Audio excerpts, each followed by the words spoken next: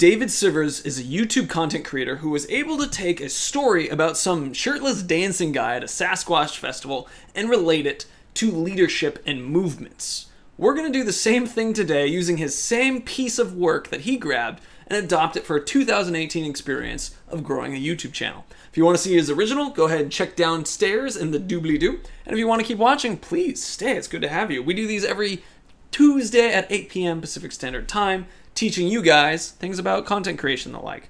So let's shrink down in the corner and let us begin, shall we? Remember, David Sivers talked about this, and it's a wonderful thing. I highly recommend you watch his original video as well. A creator needs to work hard. They need to stand out and be different. Somebody who not only looks silly and is willing to be out there and not, really accepted, kind of weird, but being unique. And that's something that really helps you stand out. His stuff he's doing is easy to grasp, easy to understand, and look, here comes his first follower. Imagine this guy as if he was your first true viewer, someone who likes what you do and gives you that watch time. He'll subscribe or follow and give that first public announcement that what you're doing is worth following. Like the dancing guy here, talk to your follower, embrace them, treat them as an important individual. You are now starting a community together. It takes guts to be this first guy. I mean, why did he jump in and watch your video? There's a million other videos he could have watched. So he came out here and risked his social credit to talk to you and be a part of what you do. It's an underappreciated process that is really important. You need him to help lift up your community. Now, the first follower is the person who transforms it. If the creator is the flint, the first follower is the spark that makes the fire. That is straight from David Sivers, and I highly recommend it. And look at this, you already have a second follower here. Suddenly we have a community. It's not just this crazy guy going around and dancing. It's now a group of people who is really giving proof that your concept is worthwhile. It's not a quiet set of videos now. It's now a group of people having a good time. Your videos, they need to highlight this community interaction. Talk to your chat and streams and videos. Bring in their comments on your screen. Everyone needs to see that when they're here, they're family in a way. Now, as we have more dancers, we see that people are sharing you now. It becomes something where it's not just about you on Reddit, it's them sharing you. It's them providing that extra approval for the social credit that you're accepted, that you're welcome. And now people are like, wow, if they liked it, maybe I'd like it too. Now, it's no longer a risky click to watch your videos, and people are going to be curious about what is so interesting about this growing popular thing. They may watch and may not like the video that you make, but hell, now they get to be part of the out group, the group of people who aren't into you, and that's valuable too. It's important to have this kind of moment where it's like, hey, this is now a movement. This is now a group of things that people do together. So now with this huge rush of people, like that dude in the hat and the weird underwear thing, this is the flood of individuals who are looking for the next hot thing, the really big, sexy awesomeness. And these are the groups of people who will never take a risk on any of these new YouTubers. These people now want to rush in because they can't be left out. They couldn't imagine what it would be like to not be a part of this. And so they need to get in on it now. That's people who are coming to watch what is Ninja doing, what's Dr. Disrespect doing, and that kind of thing. And then, boom, you got this big old group of communities and people running through your stuff. Some of these people danced with you in the very beginning. Some of them only showed up because they saw people dancing. But what's really important here is to make sure that you take note on a couple very massive lessons. Shirtless dancing guy, be unique, stand out with your content. Have a simple enough story that people can easily follow and understand what you're trying to do and tell them. Now, another thing is, see this, remember this guy, Mr. Green Shirt. Super important and underappreciated cause of growth in this community. You need to communicate with these guys. Say thank you for watching. Your feedback's appreciated, and actually create that interaction, because that is what's different. That is what's special, is the group experience. So people didn't follow Dancing Guy because of who he was. They followed him because of what he did. He danced, and it was interesting. And then, most importantly, he generated this small community. And this small community looked like a lot of fun. People who were interested in joining but weren't sure if they were willing to take that initial risk now have the risk removed because they had a couple people show up. And then once they see that that initial risk is removed, if you were a fence sitter, there's no reason not to join. And that's the major point of this lesson, to understand that leadership, that starting of a community, isn't necessarily about you, but about the content you've put out. It's about what you get people to feel, get people to understand, get people to experience. And then it's your first followers on top of that. So that is the important lesson. If you guys have just arrived, thank you for coming by. We'll have a Q&A session that you can click down here, especially if you're in the VOD. Go ahead, watch that there. And up here, there will be more videos that you can research and watch. So once again, every Tuesday at 8 p.m. Pacific Standard Time. Thanks again. And to those of you who are in chat, thank you for asking questions. We'll talk about them now. Okay, so I've been having a very difficult time practicing that one.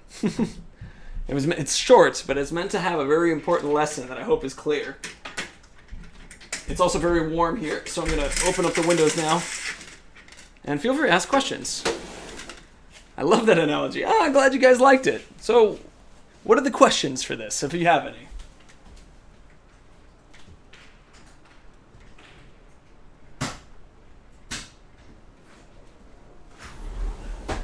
There we go. Windows are open.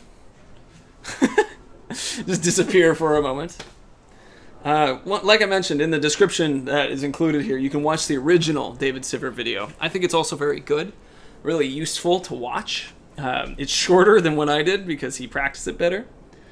Let's see. So being involved with community for Twitch streaming, for me, I always felt like seeing chat is somewhat distracting if I'm watching for gameplay. Now, are you asking that question from the perception of a viewer or from the perception of a creator? I would like to know. Nijan, Spirit Hit, wonderful to see you. We actually just finished. Should it still be on screen? The chat? Are you referring to? Once I see your question as you get, I'm sure you'll catch back up to what I'm saying. We're about 15 seconds different. So let me be more clear with my question.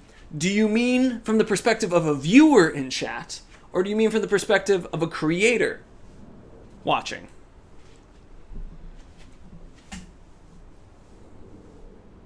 And Josh, to catch you up, it was a video about a rave and how it relates to growing a channel. I just turned on my phone. This will be a fast turnaround one, so I'm pretty sure you'll be able to watch and get it real quick, probably about 3 or 4 minutes. For the need of the community. Texted him to remind him. That was very nice of you. Let me restate. Please do. And so I want to make sure I catch it. Also, the song from that YouTube video is stuck in my head.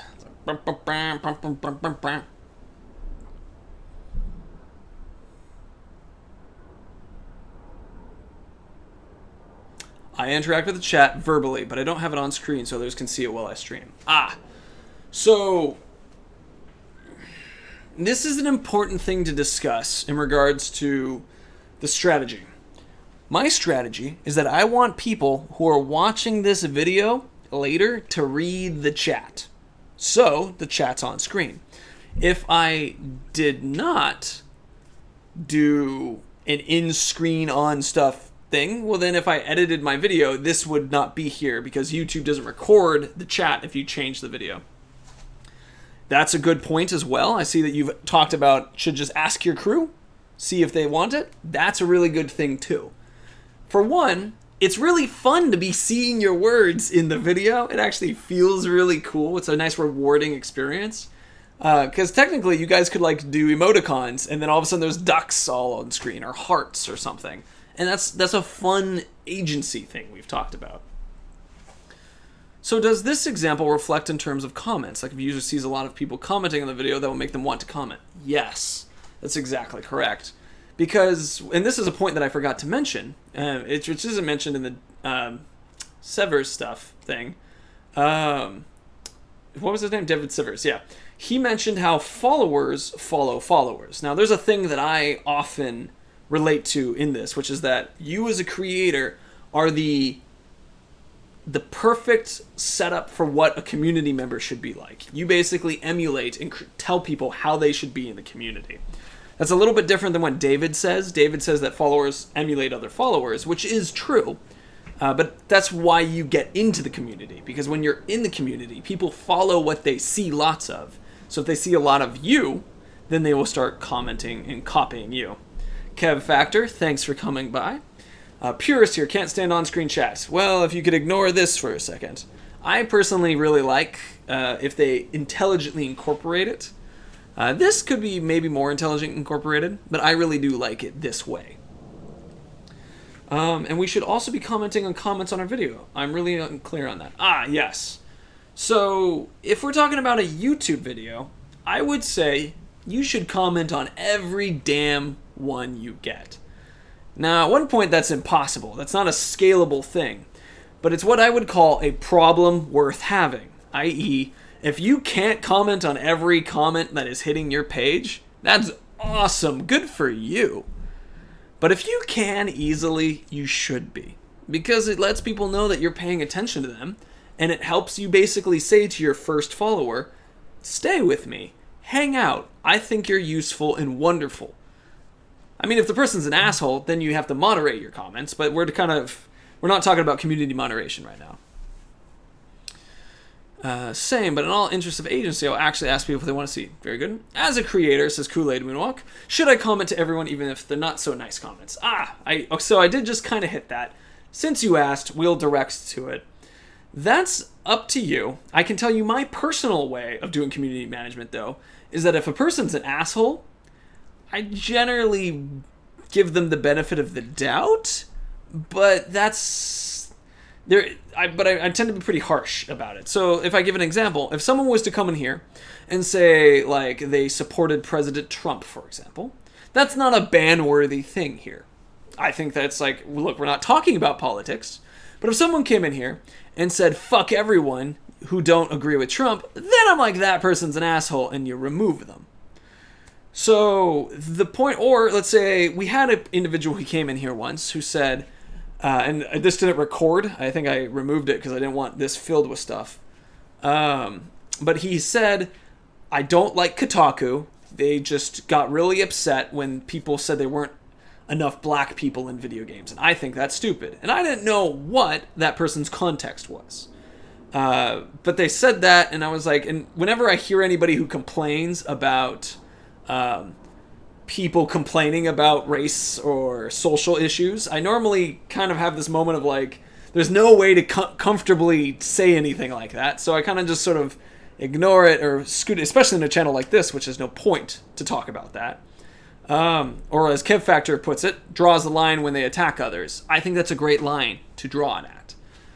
And Kool-Aid Moonwalk, that's worth doing. Generally, I think if they attack another community member, and now attack has a large amount of definitions, but if it feels like they're being mean, they call them an asshole, they say they're an idiot.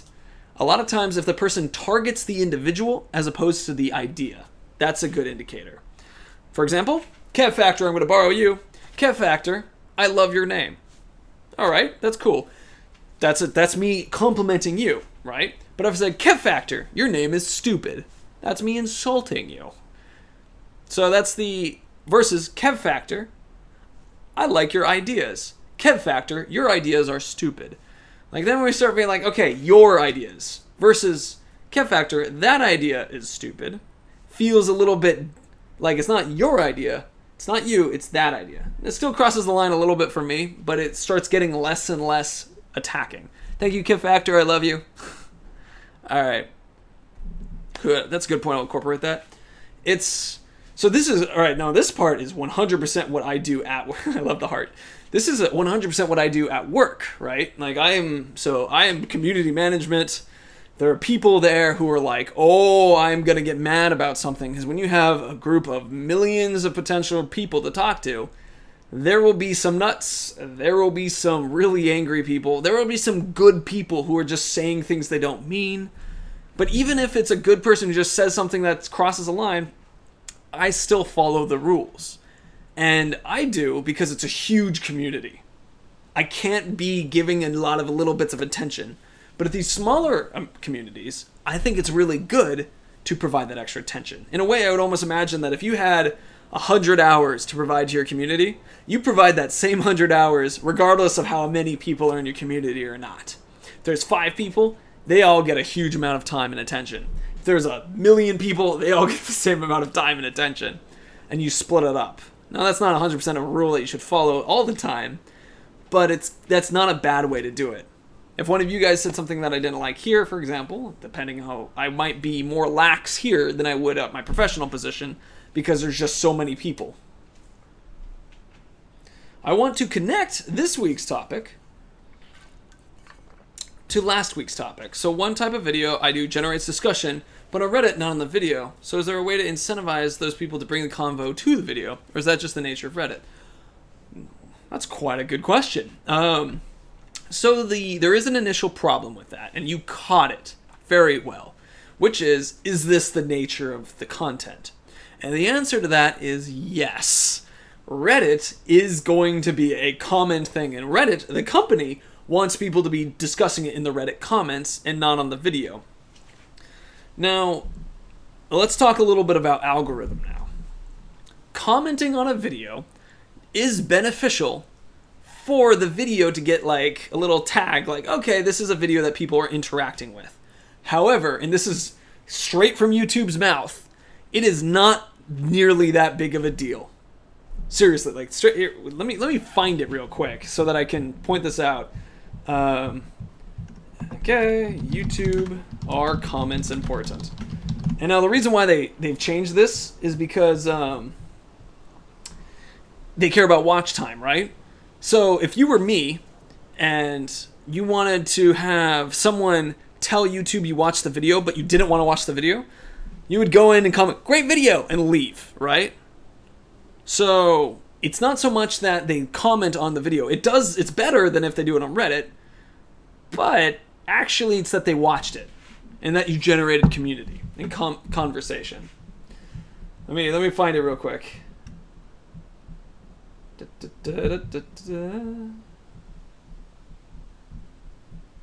gotta find it somewhere. It's in their community lesson stuff.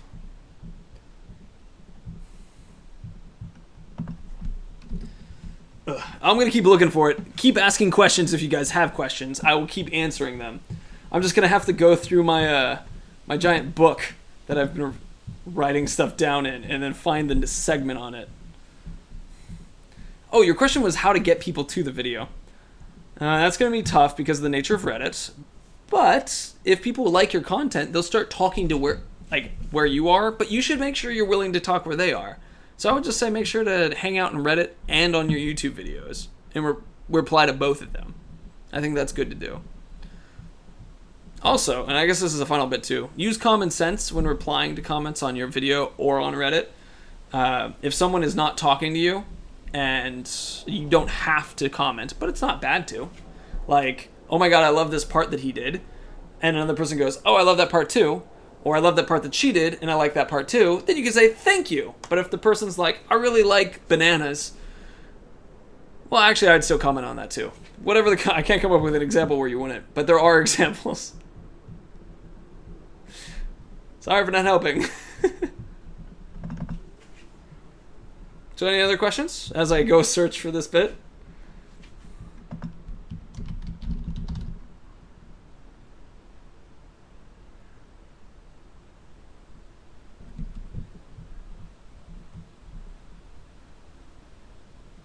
Yeah, if I can't think of a good reply, I just do that heart thing. Yeah, I think that works just fine.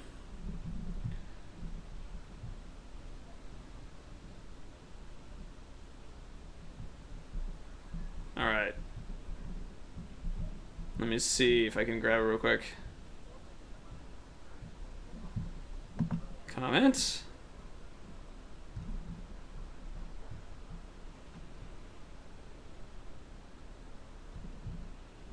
Alright. Comment. Comment.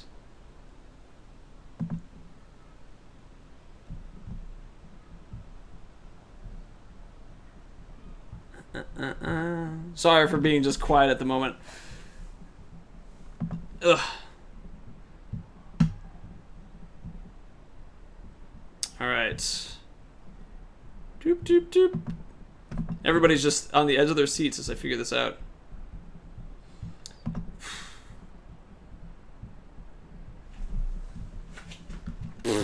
I'm having trouble locating in my notes. Let me keep looking for this, and I can put this up in the description down below for other people. But the major point was that YouTube uses a couple metrics to tell if a video is going to be good. That's watch time, percentage viewed, session watch time, and session starts. Those are the 4 that are really big. So comments aren't necessarily that.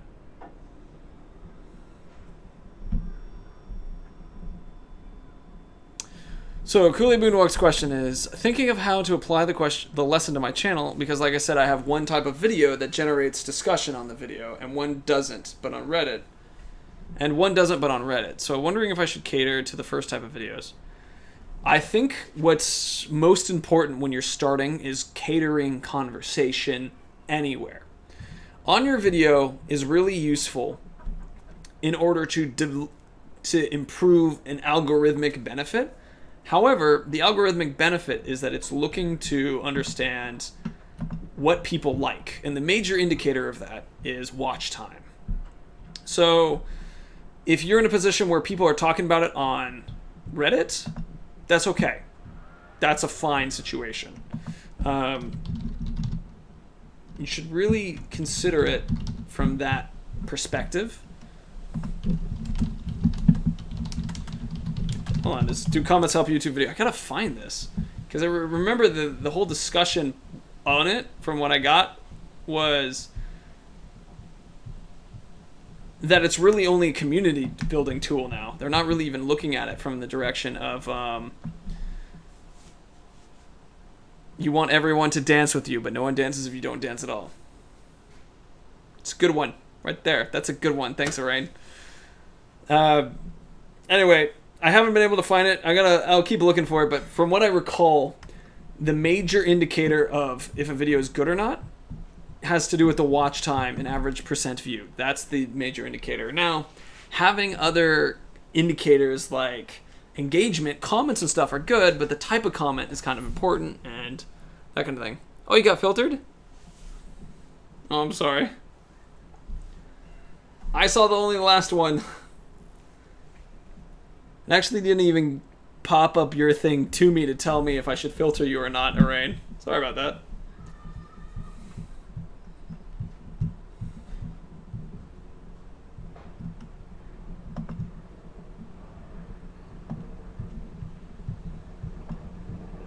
I'm gonna keep looking for...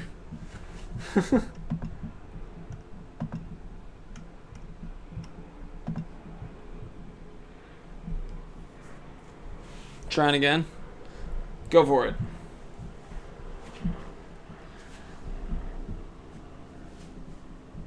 You could...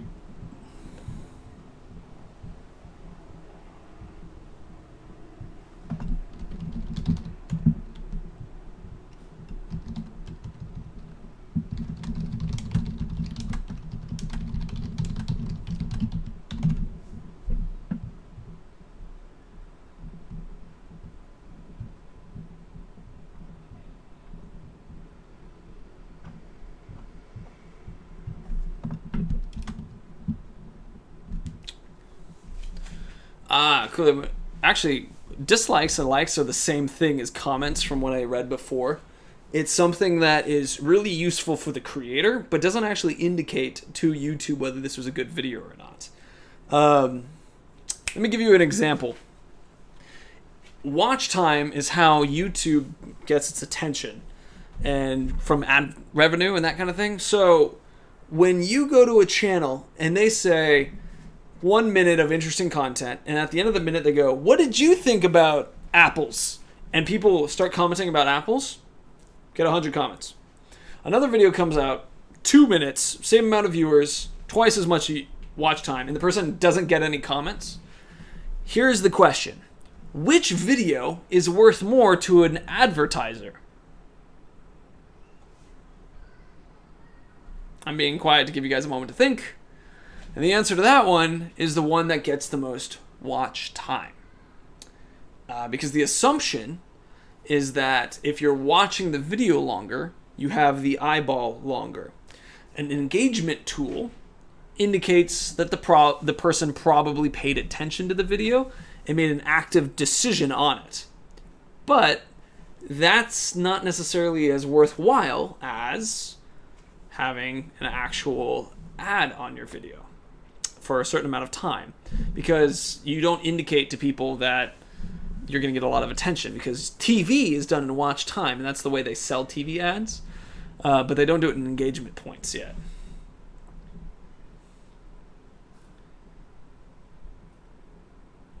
It's not that important if it hasn't gone through with 2 tries, maybe. Oh, I'm sorry, Irain. Yes, just to post it in the Discord. Anybody else who's here, we have a Discord. It's specifically for the patrons who are there learning stuff. If you join the patron stuff, you get access to my notes. But probably more excitedly, you also get access to just asking me questions about stuff. And I try to provide like 3 useful tips specifically for you every week. But that's just kind of a number. It's really more just, hey, let's talk and chat and help as we need. Kool-Aid Moonwalk, yes. Watch time is the focus of analytics. Primarily watch time and then percentage watched as well.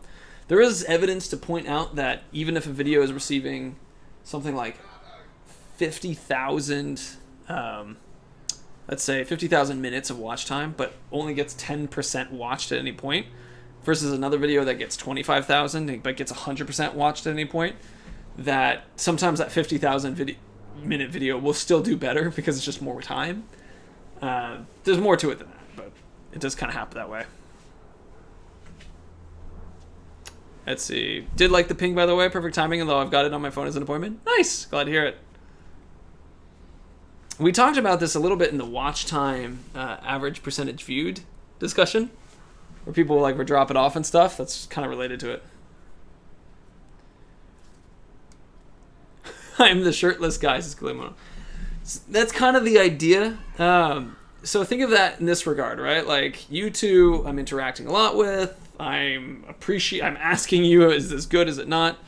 And it's also something where, and I think, all right, so this is another thing that I think is super important about talking to community stuff. And this is something I do constantly, is self-reflection on the value of your videos and content. It's one of the reasons why I say to rewatch your videos.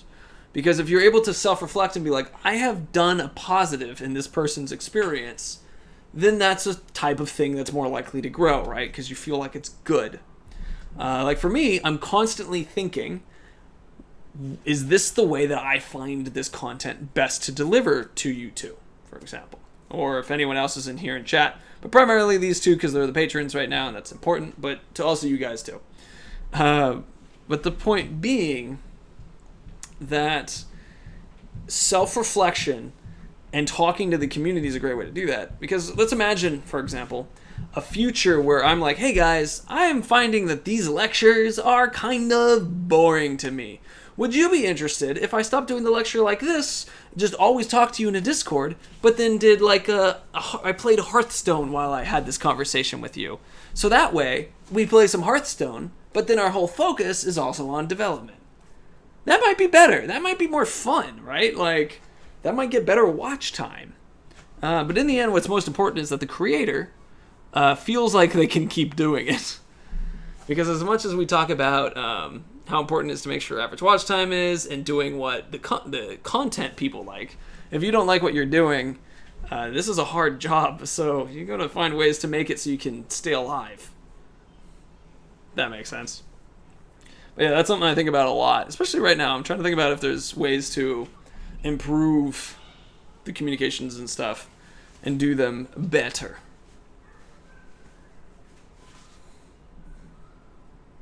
Anyway, do we have any more questions? If not, I'm going to have myself some dinner. How distracted would I be if you were playing any game while you lectured? Probably 100%. See, that's great feedback, right? Like, that's actually, here, let's talk a little bit about this, because I think discussing strategy of like a channel like this, because you guys are viewing it, so you have a different perspective. So if I was to teach something, if I did it with Hearthstone in the background, does that remove the experience? Does that make it less quality? Maybe. Or it makes it awesome because it's like, hey, this is the important thing. Unless you're playing Gwent to go. Right, okay, so the game is also important to discuss. Like, I bet I couldn't do this in Dark Souls, right? But the thing is that I think is important about this kind of discussion is creating a lecture class kind of thing, one of the discoveries that I have found by doing this practice and research is that the best content the best view performing content tends to be the content that targets beginners.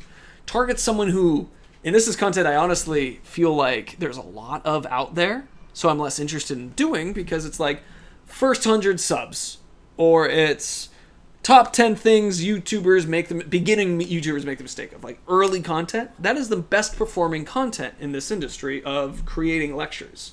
And I was able to discover that because I was doing this and researching it over the last couple months.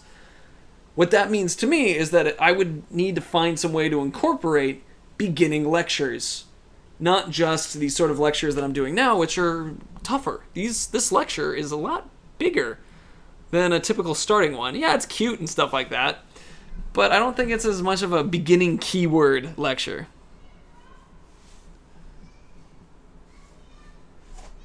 Oh, although being flippant about it, I actually wouldn't mind seeing you put a video together in Playwise. So that's another thing I've thought about. And actually, Rain, I haven't thought about it that far, though. But the point is I've thought about continuing teaching, but then doing like but having that as like a more focused side thing, where it's like, yeah, I teach, and we do things like this, but there's also like a Let's Play that's a video game thing, because I thought that would reach more people and potentially give more people the opportunity. But you make a great point that potentially showing the back end of a channel's development and how videos are put together has a lot of benefit to you as a learning individual. Being able to have me take my content and break it down and explain why I made a decision or what I'm still confused about. That's a really interesting point to actually, I like that. I'm curious about that. One of the ways I was thinking about doing this is there's a bunch of websites that do freelance. If you're open to doing that, well, I'm going to think about it. But that's a really interesting. I like it because you second that idea. Interesting. Well, you guys are really important to this process, so I'm definitely open to. I'll think about it more.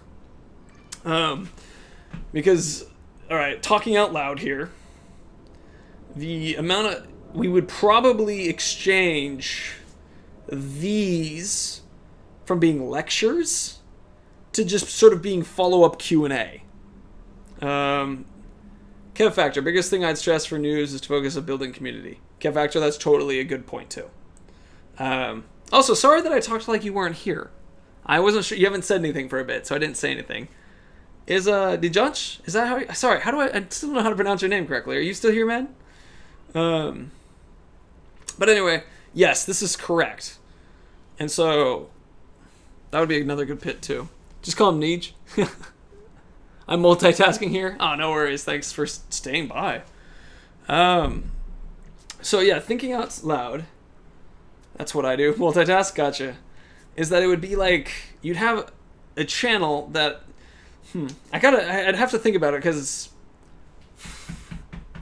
that's really interesting. Part of me loved the idea of working through like Upwork, freelancing, and that kind of thing, and finding people to help support, and then also working on another channel that's just like a private gaming channel, and then being able to show you guys that data is probably, yeah, that is useful.